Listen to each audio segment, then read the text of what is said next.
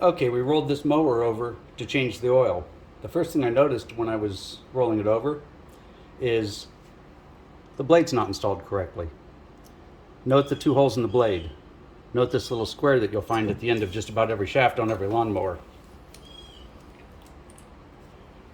It has pins in it which go in the holes in the blade. The pins are there to keep the blade from shaking around. Left like this, it could shake itself loose eventually while you're running a lawnmower, and well, not my idea of fun. Just that easy.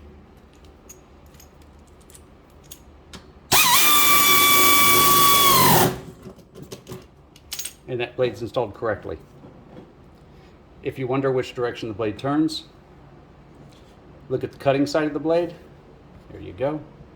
Look at the cutting side of the blade and the non-cutting side of the blade.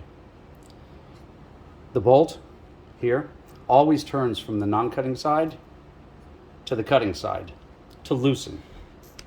So to loosen this bolt, let's zoom out just a touch. To loosen this bolt, you would go from the non-cutting side to the cutting side, which means this would be left to loosen. If your cutting side's over here and your non-cutting side's over here, then it would be right to loosen. It's designed that way so that the motor, when you start it up, tightens the blade up automatically.